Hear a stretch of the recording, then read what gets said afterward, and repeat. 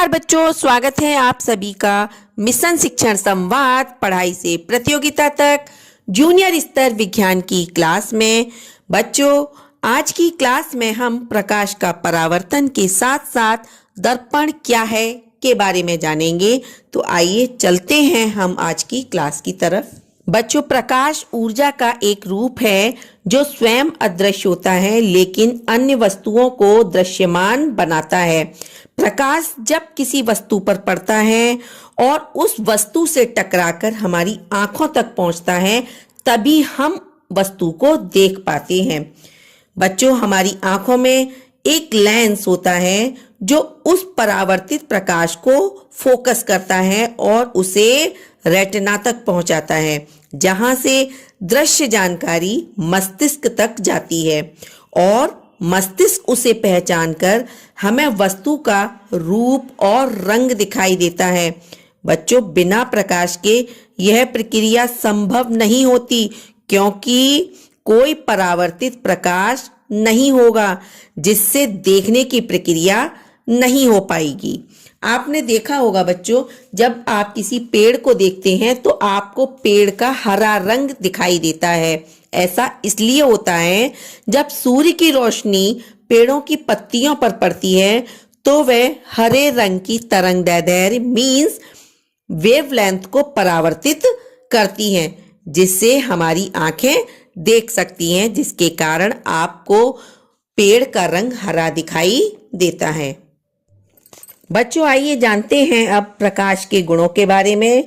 तो बच्चों, प्रकाश तरंग और कण मीन्स वेव एंड पार्टिकल दोनों के रूप में व्यवहार करता है। इसे तरंग कण द्वैधता मीन्स वेव पार्टिकल ड्युअलिटी कहा जाता है। जब प्रकाश एक संकीर्ण दरवाजा या दरार से गुजरता है तो वह मुड़कर फैल जाता है और यह बच्चों घटना तरंगों की तरह होती है। आपने देखा होगा, जब प्रकाश किसी सक्रिय रास्ते से गुजरता है तो वह आपको फैलता हुआ नजर आता होगा। जैसे अगर हम हल्की लहरों को एक छोटे छेद से गुजरते हुए देखें तो वे भी आपको फैलती हुई नजर दिखाई देंगी। जब प्रकाश किसी धातु की सतह से टकराता है तो वो क्या करता है बच्चों, तो वह इलेक्ट्रॉनों को बाहर निकाल सकता है और यह घटना यह साबित करती है कि प्रकाश कणों के रूप में भी कार्य करता है। अब बात कणों की आई है बच्चों, तो कणों के कंपन की दिशा के अनुसार तरंगें दो प्रकार की होती हैं, जिसमें पहला प्रकार है अनुप्रस्थ तरंगें means transverse waves. Transverse waves क्या होती है बच्चों? इन तरंगों में कणों का कंपन तरंग की दिशा के लंबवत होता है, यानी कण ऊपर नीचे या दाएं बाएं होते हैं और तरंग आगे बढ़ती है।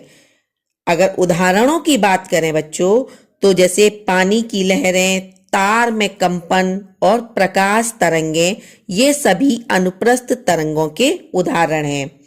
अब बारी आती है अनुदैर्ध्य तरंगें मीन्स लॉन्गिट्यूडिनल वेव्स। इन तरंगों में कणों का कंपन तरंग की दिशा के समानांतर होता है, यानी कण आगे पीछे या एक दूसरे के पास आकर और फिर दूर जाकर होते हैं। उदाहरण जैसे ध्वनि तरंगें, स्प्रिंग की कंपन, ये सभी बच्चों अनुदैर्ध्य तरंगों के उदाहरण हैं। बच्चों, प्रकाश के लिए किसी भी माध्यम की आवश्यकता नहीं होती है। प्रकाश सीधी रेखा में चलता प्रतीत होता है, क्योंकि प्रकाश का तरंगदैर्ध्य मीन्स वेवलेंथ बहुत छोटा होता है। अब आप कहेंगे कि आखिर ये वेवलेंथ क्या है? तो बच्चों, वेरी सिंपल, किसी तरंग का कण एक चक्कर पूरा करने में जितनी दूरी तय करता है उसे उसका तरंगदैर्ध्य कहते हैं। आप यहाँ इस चित्र में देख रहे होंगे कि एक कण को एक अपना पूरा चक्कर करने में जितनी दूरी तय करनी पड़ रही है उसी को ही हम क्या कहते हैं, तरंगदैर्ध्य मीन्स वेवलेंथ कहते हैं। आइए अब बात करते हैं प्रकाश की चाल की, कि आखिर प्रकाश की चाल क्या होती है। तो बच्चों, भिन्न भिन्न माध्यमों में प्रकाश की चाल भी भिन्न भिन्न होती है। वायु की बात करें या हम निर्वात की बात करें तो यहाँ ये बात जान लीजिए बच्चों कि वायु और निर्वात में प्रकाश की चाल सबसे अधिक होती है। चाल बच्चों माध्यम के अपवर्तनांक पर निर्भर करती है। अपवर्तनांक यानी जिस माध्यम का अपवर्तनांक जितना अधिक होगा उसमें प्रकाश की चाल उतनी ही कम होती है। ये कंसेप्ट यहीं क्लियर कर लीजिए कि जिस माध्यम का अपवर्तनांक जितना अधिक होगा उसमें प्रकाश की चाल उतनी ही कम होगी। अब आप कहेंगे कि आखिर अपवर्तनांक क्या होता है। तो बच्चों, अपवर्तनांक किसी भी माध्यम का वह गुण होता है जिसके आधार पर यह पता चलता है कि उस माध्यम में प्रकाश किस वेग से गति करेगा।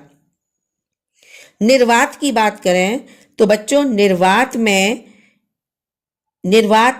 में प्रकाश की चाल कितनी होती है, 3 × 10⁸ मीटर पर सेकेंड। पानी में 2.25 × 10⁸ मीटर पर सेकेंड। और कांच में बच्चों 2 × 10⁸ मीटर पर सेकेंड। आइए अब जानते हैं प्रकाश का परावर्तन के विषय में। तो बच्चों, प्रकाश का किसी सतह से टकराकर उसी माध्यम में वापस लौटना प्रकाश का परावर्तन कहलाता है। अब परावर्तन के क्या नियम हैं? तो बच्चों, परावर्तन के 2 नियम हैं, जिसमें पहला है कि आपतन कोण और परावर्तन कोण हमेशा बराबर होते हैं। दूसरा, आपतित किरण, परावर्तित किरण और आपतन बिंदु पर डाला गया अभिलंब, ये तीनों एक ही तल में होते हैं। बच्चों, दर्पण क्या है?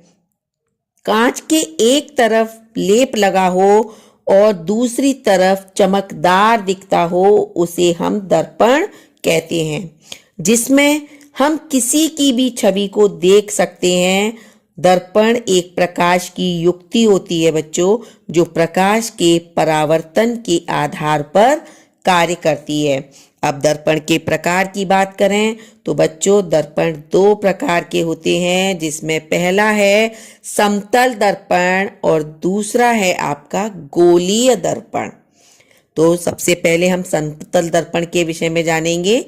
तो समतल दर्पण में बनी छवि वस्तु के आकार के समान होती है, यानी वह ना तो बड़ी होती है और ना ही छोटी होती है। और समतल दर्पण में बनी छवि वस्तु से समान दूरी पर बनती है, यानी अगर कोई वस्तु दर्पण से 2 मीटर दूरी पर है तो उसकी छवि भी 2 मीटर दर्पण से होती है।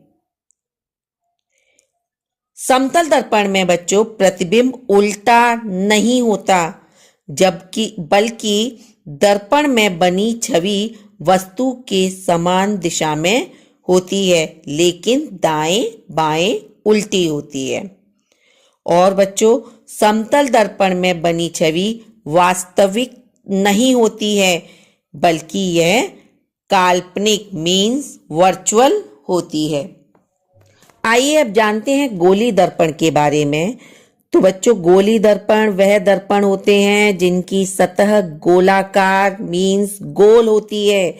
इनकी विशेषता यह होती है कि ये प्रकाश को एक विशेष दिशा में परावर्तित करते हैं। अब गोली दर्पण के प्रकार की बात करें तो गोली दर्पण के दो प्रकार होते हैं, जिसमें पहला प्रकार है उत्तल दर्पण और दूसरा है अवतल दर्पण। अब उत्तल दर्पण क्या होते हैं बच्चों? उत्तल दर्पण में परावर्तन करने वाला चमकीला तल बाहर को उभरा हुआ होता है, और जबकि अवतल दर्पण में परावर्तन करने वाला चमकीला तल अंदर की ओर धंसा हुआ होता है। आप यहाँ इन चित्रों में देखेंगे कि किस तरीके से उत्तल दर्पण का परावर्तन करने वाला चमकीला तल बाहर की ओर उभरा हुआ दिखाई दे रहा है, जबकि अवतल दर्पण में परावर्तन करने वाला चमकीला तल अंदर की ओर धंसा हुआ है। उत्तल दर्पण में बच्चों दबे हुए पृष्ठ पर पॉलिश होती है, जबकि अवतल दर्पण में उभरे हुए पृष्ठ पर पॉलिश होती है। उत्तल दर्पण में बच्चों आभासी प्रतिबिंब बनता है, जबकि अवतल दर्पण में वास्तविक और आभासी प्रतिबिंब बनता है। इसमें उत्तल दर्पण में बच्चों प्रतिबिंब सीधा बनता है, जबकि अवतल दर्पण में प्रतिबिंब उल्टा और सीधा दोनों बनते हैं। बच्चों वाहनों के साइड मिरर में उत्तल दर्पण का प्रयोग किया जाता है, और अवतल दर्पण के उदाहरणों की बात करें तो नाक, कान, दांत की जांच में डॉक्टर द्वारा इसका उपयोग किया जाता है, जिससे डॉक्टर को वो सभी चीजें बड़ी दिखाई देती हैं।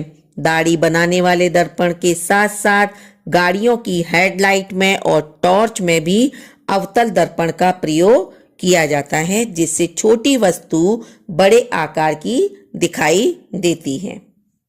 बच्चों आज की क्लास में हमने प्रकाश का परावर्तन के साथ दर्पण क्या है के बारे में जाना। तो आज के लिए इतना ही। अगली क्लास में हम प्रकाश का अपवर्तन के साथ साथ वर्ण विक्षेपण के बारे में जानेंगे। तो आज के लिए इतना ही। अगली क्लास में हम फिर उपस्थित होंगे एक नए टॉपिक के साथ। तब तक के लिए आप सभी बच्चों का बहुत बहुत धन्यवाद। मैं कविता सिंह, मिशन शिक्षण संवाद टीम की तरफ से फिर मिलेंगे। Till then, bye bye.